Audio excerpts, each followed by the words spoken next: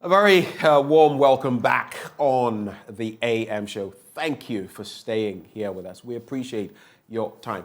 Now, before we get into other conversations, we're going to host someone who is a member of the communications team of the National Democratic Congress. And we're focusing on them because their primaries are coming off. The legal team as well of the NDC. And this time round, there's something fascinating he's been up to. He is gunning for the slot, as far as his party is concerned, in the central Tongu constituency. I was asking him before we came on air why. He'll get to explain to us shortly. But ladies and gentlemen, let's put our hands together for a lawyer and a man deep-rooted in the social democratic fabric. I'm talking about lawyer Kojoga Adawudu. A very good morning to you, sir. Good morning, Benjamin. Good to have you on the show. It's a pleasure. I do this usually to calm people down before I start dropping the bombs. It's a pleasure. I like your thoughts on the leadership. It's thought-provoking.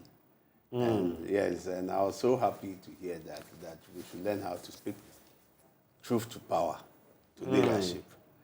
But, you know, one of the biggest problems we have is the cultural undertones of it. Okay, when you of leadership. Yes, of leadership. People just emerge as a king or a leader. They have not done anything, no achievement. It's just been appointed, put there. So we have transported that into our political leadership and economic leadership. And they tell you, you don't speak in the face of a chief. When they penny in Kasasa, so when they are wrong, you can't even say it. And it's like everybody wants to carry the favor of the leader. Right. So if you want to carry the favor of the leader, so I always say, it's either you instill a chief who is doing well, you say, that is our son, that is our chief, or you instill a king Agokoli, that you can only make insinuations, cast behind him. You cannot say it to his face. So it depends on us, what we can do. In other words, you're saying that we, the people, must push for a new kind of leadership. Exactly. That is servant leadership, not servant leadership. Lord leadership. Not leader. But it all starts with us, right? I mean, the very people we hype, the very people it's like in our churches. Sometimes people get front row seats and all the prominence simply because they are wealthy and all of that. No one questions what is the source of their wealth. It's the same situation, same scenario. I think the churches, I was asking some of the clergy and the people, what they were trying to explain to me is that give honor to those who are due. Respect your leaders. So for them, it is not a matter of the affluence. It's a matter of the honor they give to them as our leaders. That is what the churches, they do. But it's not about what you can give to the church. So if you don't really understand it, you may misinterpret it and say that because he's wealthy, but because they see him within the society as a prominent citizen or something, that's why they give them the front row. But I think it must I can say for certain that in some instances, that is the case. Yes. Not in all instances. Not all. But I just had this to say. You say you liked my blunt thoughts and all of that. I remember during President Mahama's tenure, I also caught some flack for saying certain things. I hope that should your party come to power, and I do say you will still like it. No. You see, my father and my grandfather, what they told me, and I've been taught, is that when you are doing something and everybody is praising you, there's a question mark. Right. If nobody is criticizing you, there's a question. Everybody is criticizing you, there's a question mark. So some will praise you, some will criticize you, but the best judge is your conscience. So if your conscience doesn't prick you, your conscience doesn't say anything, and you get involved and you are satisfied, there's an internal satisfaction, know that you are doing the right thing. But if your conscience pricks you, it should tell you that you're on the wrong path. You're on the wrong path. So it is good. If you don't tell the leadership, you don't tell the people, how will they know? And genuinely, leadership sometimes, it's lonely. Right. When you are there are praise singers, sycophants surrounding you. So they don't give you the right picture. It's the person behind who will tell you A, B, C. Because It's like they we want say, to, beating yes, a path, you will not know that it's getting know. crooked. It's getting crooked. So for me, criticism, positive criticism gives me a good feedback and how you move forward. Let's talk about you. Yep. And going for this. Have you ever tried securing a parliamentary seat before? Is this No. your first attempt? Yeah, this is my first attempt. Your first attempt? Yes. Why do you even want to go into the politics of legislating and becoming a constituency representative, getting to parliament? What is in it for you? Why? Why does Kojoga Adawudu want to get there? Thank you. I think it's gotten to a time. They said the Bible says there is time for everything. It's gotten to a time, I think, that my people from the constituency, the chiefs and people have been calling for me to come and represent them because of the good work they see I do. What good work? I advocate for the people. I fight for them, justice where there is an injustice, whether in the village, in the constituency. I do all this. They see me at the top with the National Democratic Congress, and they think that this is somebody we can send to represent us. There's a proverb in our language that when you want to send a child, look at his legs and look at his mouth. So it is said that you look at his mouth, whether he can express and deliver the message you have given to him. Look at his leg, whether he can walk and be effective in doing it. And I think it is time they are calling me to give back, to provide leadership to the constituency. I think one of the challenges we've had as Central Tongu in the few years has been leadership. And I think that also there is some fragmentation within the constituency, and they see me as somebody who can come and unify the constituency and move it ahead.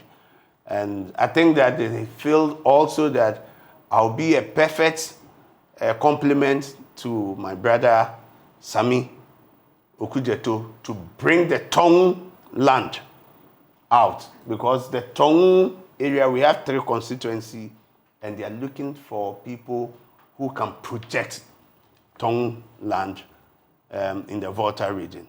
And I think that the people believe that I'll be a perfect person to complement and help in the leadership role, because they have seen at least some few skills. They believe that I'll be able to project.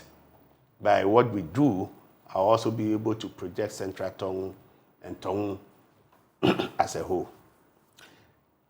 You spend some time in the constituency. You reside there for quite a bit in a year, right? Yeah, I have a small place that every time, mostly I even go there to do my work. So when I get to the constituency, I go around with the people. Some people see me and say, is this the lawyer that we've been talking of? Because when they see me, I go in shops with them. I'm with them, we talk, we chat. And some believe that, we thought this man, he will even eat with us. I eat with most of my people, we sit, and they're like, is this the lawyer? So we thought it's somebody that the aura around him, he cannot come to our level. But we discussed. And more importantly, the youth, they don't have job. But I give them hope. I counsel them. I tell them, look, you know what? Education is the key. Education is what will put you on the same pedestal with the rich man's son. You sit in the same classroom. So let's have hope.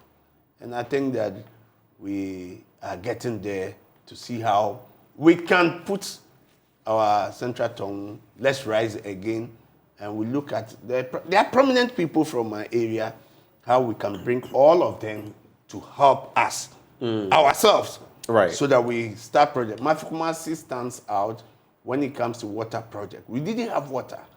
It used to be about 30 years.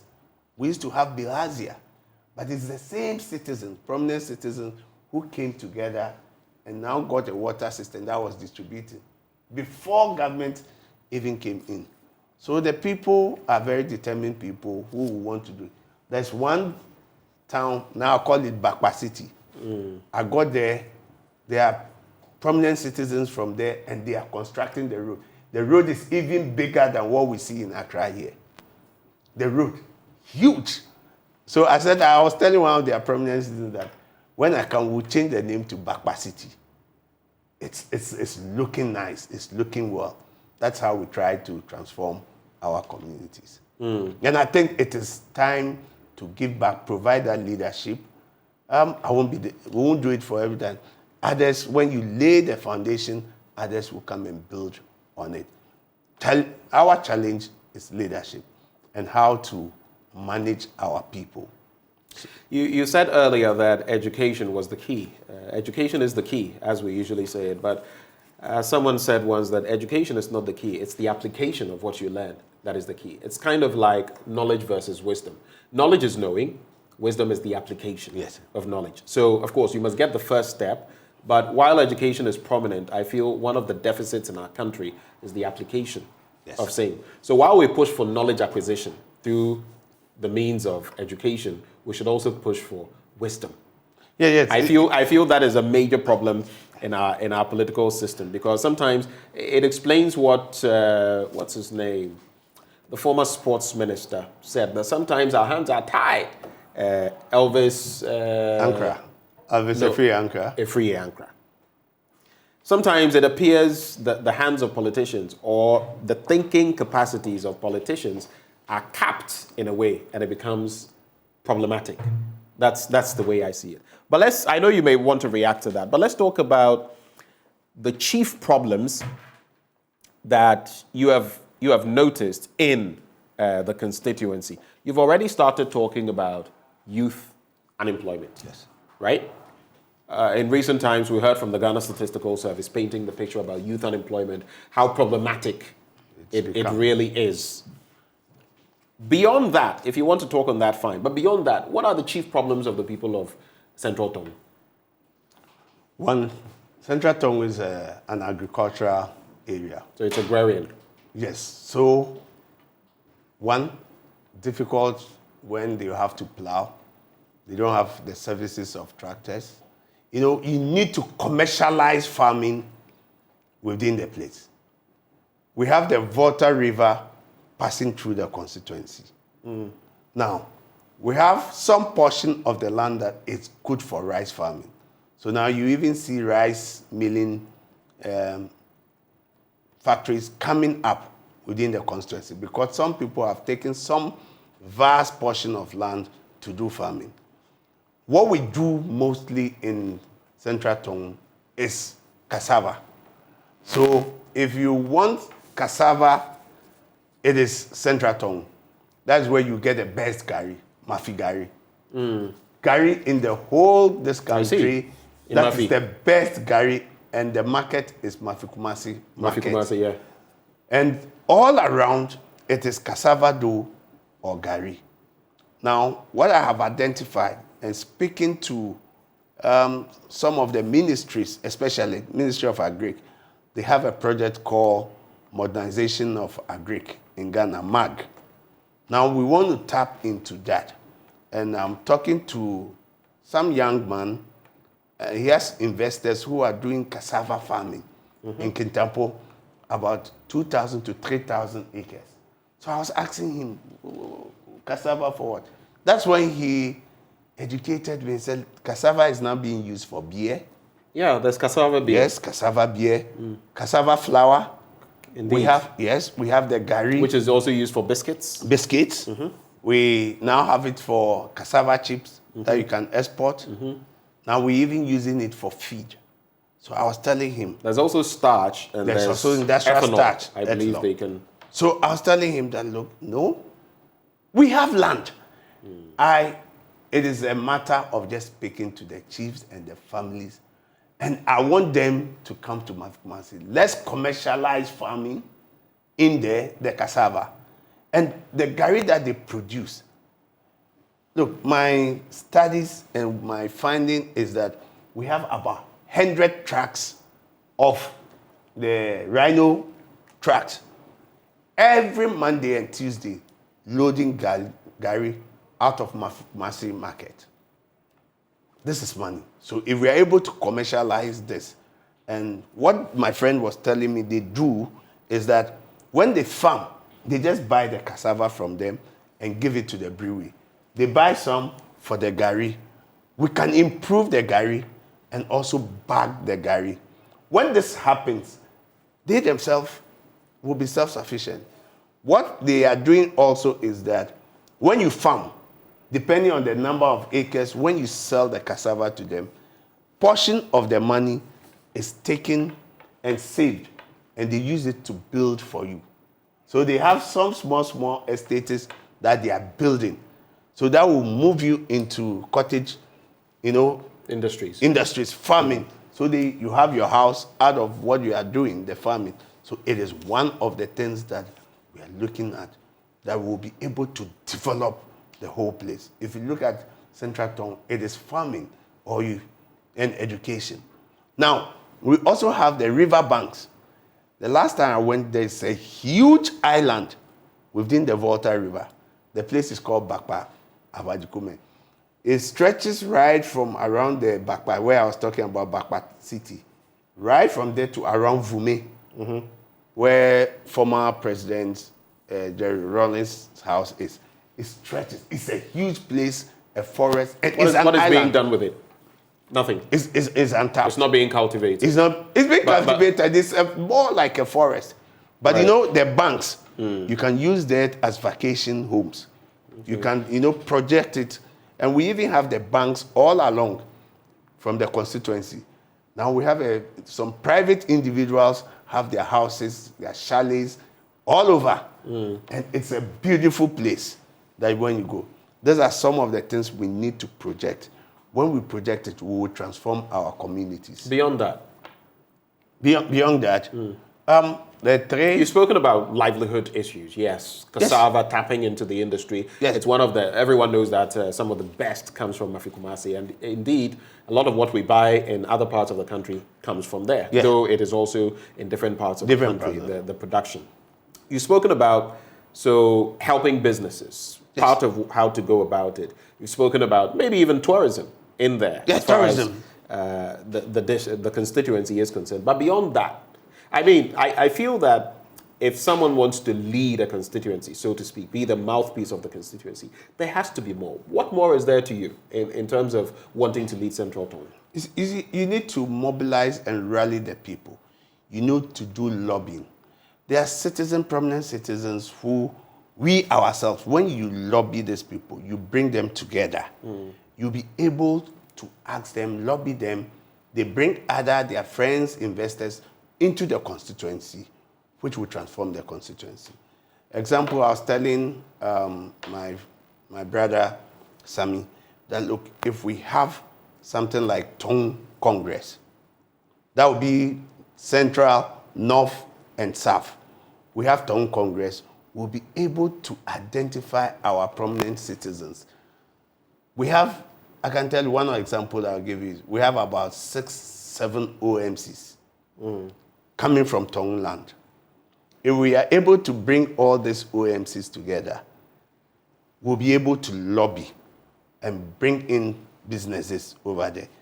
Even with them, we'll be able to lobby government and say that, look, the Keta Basin exploration, if we are able to lobby and they start that project, the land in and around Tongu will be a place where all the people will want to come and settle and build. It's a huge thing. You cannot do it alone, but you need to think with the people. So you need a servant leader who will bring the people, rally the people around, and tap into their rich expertise, the knowledge. Right. And that is what, for me, is my trump card, because I know most of them.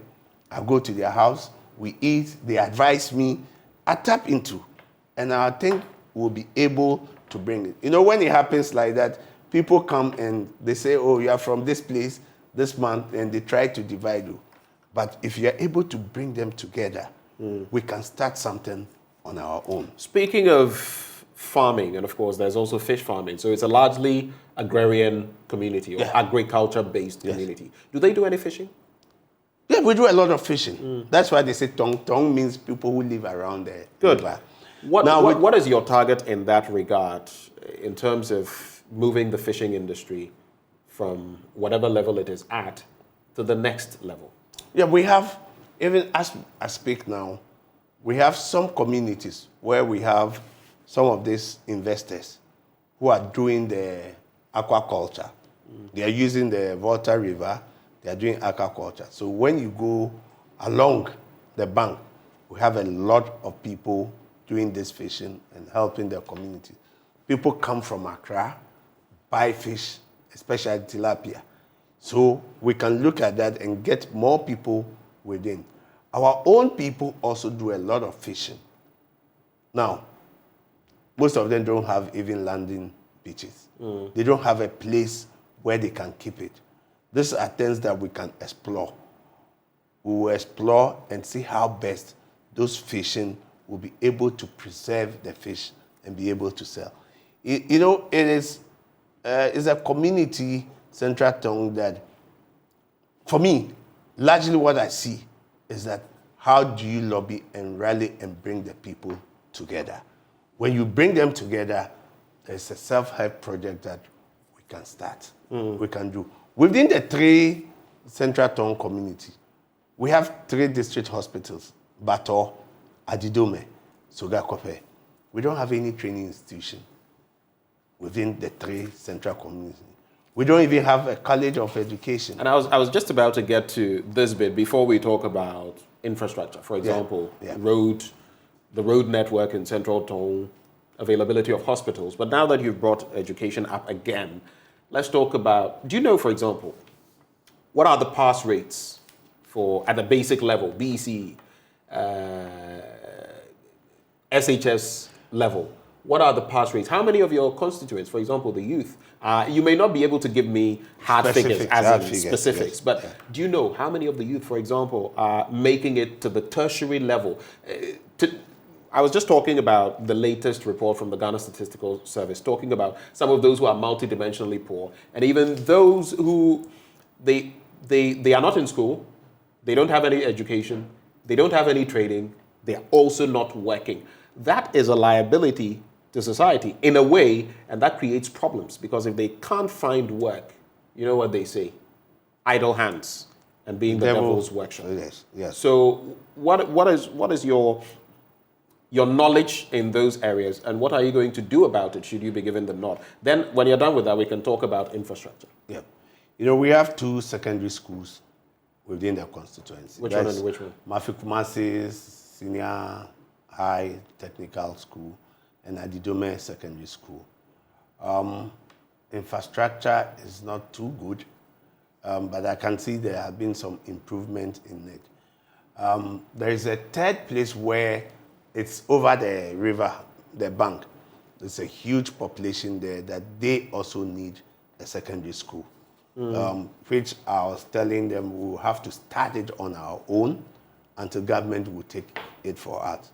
Now, pass rates and the people going out is not too good. When I looked at the results, especially even the basic school, it's not too good, because some schools, if you look at the structures, it's not too good.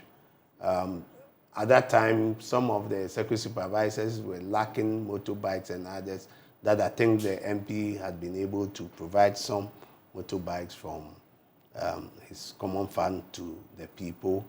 So for education, we have to look at it. I think that we need to sit down as a constituency and come together. How do we improve it?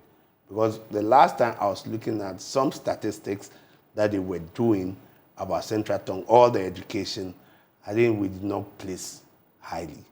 And what impact do you think free SHS has had on the constituency? It has undoubtedly improved the situation, right? I think it has produced a lot of the SS graduates. However, the quality.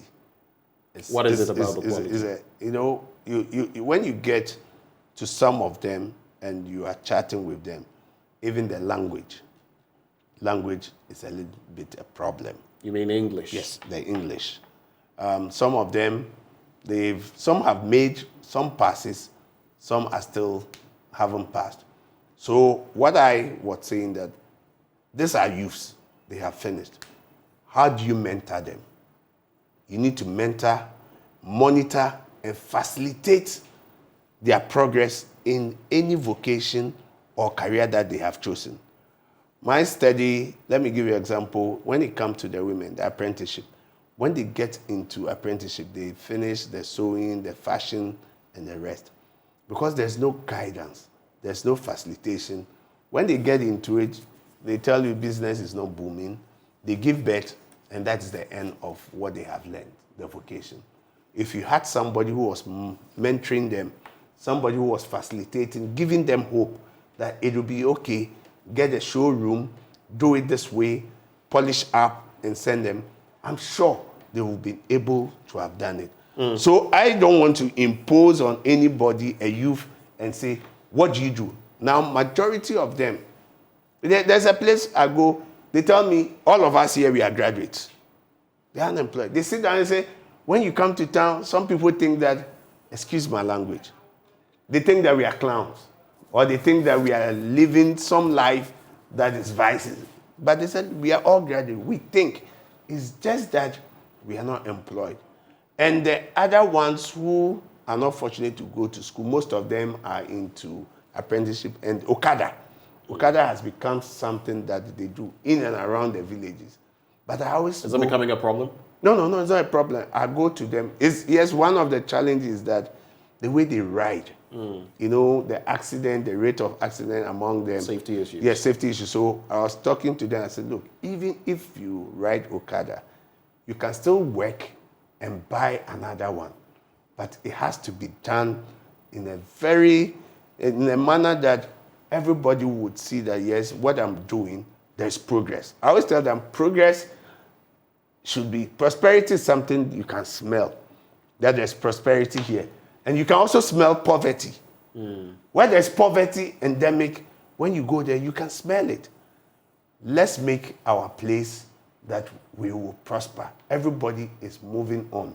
And it is something that I've told the youth that we will have a brainstorming session. What do you want to do? So, like I was telling you about the Tongu Congress. Kind of like a town hall? It's a town hall. Brainstorming. Just give me the ideas. Let us come together. What do you want to do? What do you think we should do? Now we can have the ideas. So you're basically engaging the people. To synthesize opinions. Synthesize the ideas. Then now we can implement. And one of the things I've been telling them is, I won't be able to do it all. But how do you see Central Tongu in 10 years? How do you see Central Tongu in 20 years? At that time, I may be old. I won't be there. But you would come and take the baton and run. All right. So let's put the plans together today. Then whilst we see it, we can implement it phase by phase. All right. Let's get into, before, I want us to get into harder issues. I just wanted us to start on this note. But to cap this section of infrastructure, health, education, other infrastructure in Central Tongu, paint for us a picture in about a minute or less. What is it like? What more ought to be done? We need to get, within the 3 Central Tongu, we need to get a health institution that would provide. You don't have a health post? We have a health post. We have a health post in Mafikumasi. We have some cheap compounds in some of their communities. But of course, they are limited. But they are limited. Our roads, apart from the 2 towns and few places, the feeder roads, they are not good. Our roads it's something that we need to be engaging the feeder roads to be able to reshape it every time. If not, when it rains, some of the communities will be cut off. You can't go there. Once it's raining now, there are some communities that extends to around Sege, Adan. We share boundary with Sege. You can't go there. We share boundary with Whole West and Adaklu. Atihwe, you can't go there when it starts raining. Right. Now with the education, I think that because we have a farm institute, which because it's an agricultural-based area, farm institute, we are looking at when government comes, we can lobby. This can be upgraded into a faculty of agriculture, which will become a tertiary institution, where there will be studies. Whilst we are farming, the farming is going on, the rice, the cassava, then they will be doing research. That would take it from the south right down to Oti and Eastern region. So there will be a place that there will be studies and will be able to improve the livelihood of the people there. What promises have you been making to the people of Central Tongu? What have you been telling them? Should you get the nod, and it's almost because if you go to the Ashanti region, there are some places that they are almost a done deal in terms of where the vote would go and who would become a member of parliament, depending on the party that is fielding the candidate. In the Volta region, apart from Hohoi, which has been taken from your stock, most of the others are practically a done deal. So whoever wins the primary likely, very likely, will become the member of parliament. What promises are you making the people? What I've told the people is that we'll have to work together. If I promise them, I've always told them that 4 years will come soon. If I'm giving the nod and I don't deliver 4 years, how do I come back to them? What promises are you making to the people? No, promises that will transform our communities into an attractive destination. We improve on our education, the standard of education and performance. Health delivery should be at the doorstep of everybody. The youth, empowering them by mentoring, monitoring, and facilitating them in their chosen program. And most importantly, we want to make our party attractive within the constituency so that a lot of people can join us. One of the other issues I'm telling them is where we go. It's a small store. When we go to our office, the party office, it doesn't befit us at all. It should be something we should be able to say, yes, I understand we have land for the party office. How do we start? And we get it out. Okay. So I was telling them, I will not come here and make promises. If I'm not able to fulfill it, I'll become a liar. My son who is in school, when he's passing, they'll say, is that not Adawudu's son? They are liars. He schools in the constituency, your son? No, I have cousins. My son, I live in Accra, so my son lives with me here. I have cousins, I have nephews who are schooling. And I always tell them, they will say my family, that's Adawudu's family. Oh, these people, they are liars. Just because I told a lie. But that doesn't mean that I will not deliver. So, if what I've said is my vision and I'm delivering, they themselves will see it. If they don't see it and I come back to them in 4 years, they will have questions for me. I posed that question because a lot of you, yesterday I hosted Vera Haibo, who also wants to lead your party in Hohoi. And I spoke to her about the fact that a lot of you make promises you can't deliver. Roads and other. You're not even agents of development. No, at all. You're legislators. If you're staying away from those promises, all well and good. The people will have expectations of you, though. But in terms of monetary capacity, now that you're going for that seat in terms of the primary, what has it been like? What is the reality? And your major contender, the person who is MP there, yes. What do you think you have over this person?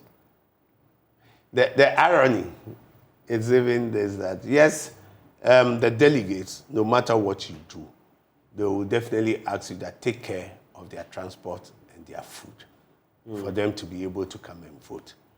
When you go, they will tell you that if you want us to come and vote for you, then you have to transport us. You have to take care of our food. In spite of the fact that the constituency or the party is the one organizing. Because they always say they've had painful and bitter experiences that when they come, what is given to them as transport does not take them back home. So we also assure them that when we come, definitely. The daily request from delegates, it comes. It's something normal. Are you bleeding? Are you hemorrhaging money? No.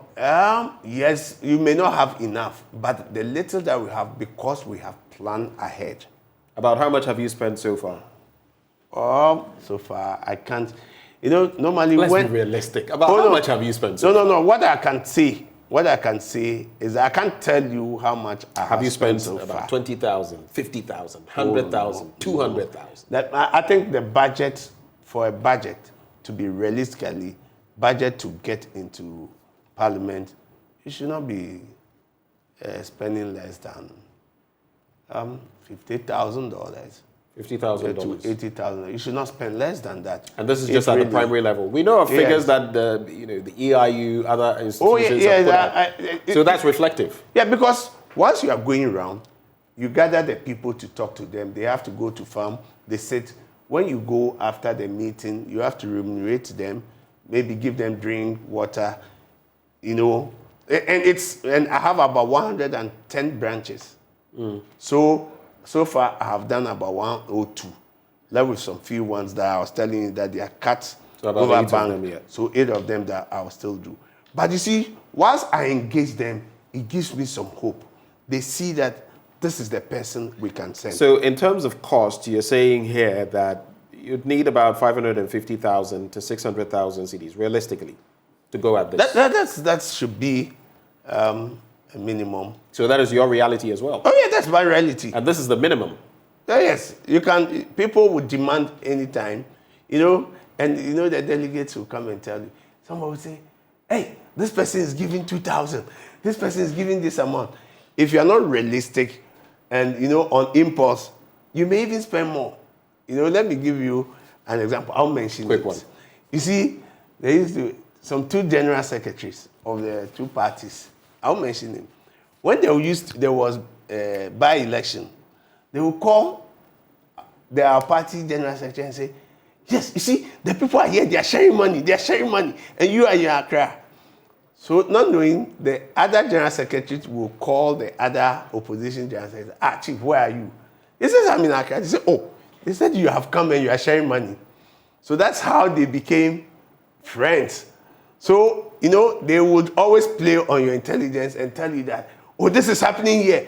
If on impulse, you rush there and give money because they want to find some delegates nice have ways. also learned how to play the system. But how you should have a budget and tell them that this is what we have. What is your budget? I'm not buying conscience. What is your budget? I've told you about $50,000 to $80,000. $50,000 to $80,000. Yes, it should not be. Yes. So up to about 1 million Ghana cedis, basically. How are you getting funded? How are you funding this? How are you bankrolling this? Out of your pocket? Friends, families, my own resources. It's interesting when politicians come here and you say, see, you have to family. No. You have friends who have millions of cedis or it's not that they give stuff you. lying around like that. Somebody gives you 5,000, 10,000. Somebody gives you this. It is not just because you are friends. Look, surprisingly, in this game, when people heard I was going, somebody just will call me and say, oh, is this your number registered? They send me money. It is not because I want to go. They said, look, I think we need this quality in Parliament. We know you. So they start to support you. And I can tell you, it comes, sometimes I always say, it is God. And I always say, God wants to take the credit, his glory. He doesn't want to share it with anybody. Because people who you thought they would support you haven't come in. But few other people. The other day, one of my senior old school just said, Victor, pass by my office. I went, he just gave me an envelope. I was dumbfounded. Are you getting? Not because he said, and some of my clients, some people I have worked for years, will now call me and say, oh, you did this work for me. I'm sending you something small for the people. So I see it that, and that is what I've been praying for. I say, God, don't let me get in and disappoint me, that I will also disappoint my people. All right. I want to get in, work for the people will be happy, and I can also make that impact on society. Then I can move. I want us to just look at these two very quickly in just a few minutes and move on. Continuing on that trajectory, funding. Do you think it is high time, especially as you're a lawyer, we looked at how political parties were funded in this country, how individuals are funded in terms of transparency, accountability, like we see in other systems? What do you think about how political parties are funded in this country? Practically, where we operate from, some criminal could fund some person who could even become president, and then we're in the hands of criminals, a cabal. What do you make of that situation? Let me give you an example before I come to that. The example is that you see these criminals, they will find you, then whilst you are in power, they have a picture with you. They will be sending the picture. You see this man, he's my friend, he's this. So I even had to tell some of the people that be careful when you are taking photographs with some people because they are criminals and they will drop your name all over, influenced by. You know, I'm doing a DBA. My DBA, the research I was just looking at, is management and sustainability of political parties, right? I am a firm believer that the state must fund political parties. Because when we don't fund, people masquerade all these white pork barrel projects, elephant projects that you see. It is done. So it is transactional politics. It's become transactional politics. What comes into?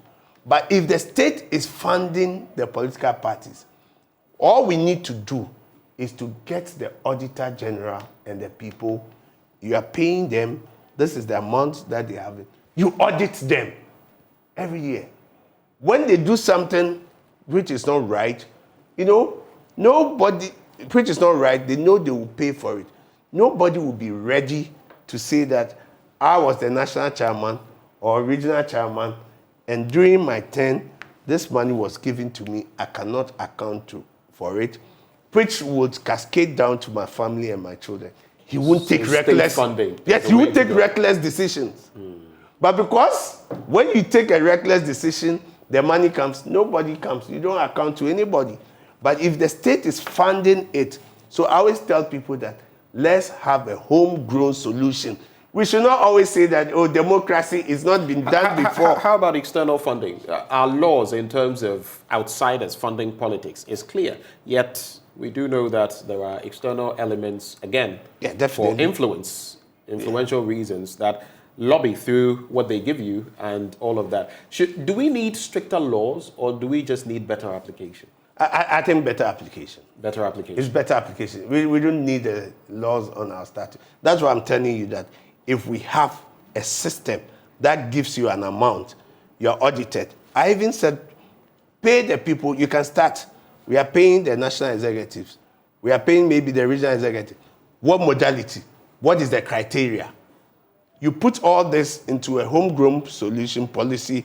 So whilst you are being paid, what are you using? The money that is being given from the state coffers. So there is a minimum that we can all go. If you are suspected that this had happened and somebody is taken as a scapegoat, right, on auditing this, you will realize that people will now be upright. People would be able to be accountable. But as it is now, no, there will always be a slush fund. There will always be ways where parties will have their money. And that is when you find criminals and others getting into it, contributing into it. That and at the end of the day, you say your hands is tied. You know this person has done something wrong, but once you want to do it... It's your own party member who said your hands were tied. Yes, exactly. And it is true. Just quickly to go, 20 seconds. What do you make of the new Chief Justice nominee, Gertrude Tokonu? Have you ever been in court with her? Positive or negative? Just let me know what you think. For me, it is positive. I think when it comes to the law, she's sound. She's been one of my mentors when I was young. When I started, she was at the High Court, and she would always encourage you and ask you, have you read this law? Have you read this case? You appear before her. Even when you are wrong, she will teach you and tell you, look at A, B, C, D. For me, it is. I just pray that while she gets there, there will not be any... she will take decisions that will be right and make an impact in the judiciary and do some reforms. But I think that when it comes to the law, she's competent. She's shown it. She's sound. Thank you. I always pray you. that her Christian principles should guide her, because if she doesn't know and politics interfere, it may derail her from her. Thank you, Victor, for joining us this morning. Victor Kojoga Adawudu, he is gunning for the central Tongu seat in the Volta region. He wants to oust the current NDC MP and take over from there. We'll be hosting a lot more of them ahead of their primaries. We'll be doing same when the MPP is also gearing up. But thank you so much for joining us this morning. Now, right before we take a break and come back, we have two major issues we're going to be delving with. Pupils and teachers of Hianwa Methodist Basic School in the Wassa Menfi East District of the Western Region want government and other benevolent organizations to come to their aid. They don't have a proper classroom block, and they say that the poor infrastructure in the school is affecting smooth academic work, leading to poor performance by students. We've got this on our table. Up next on the AM Show.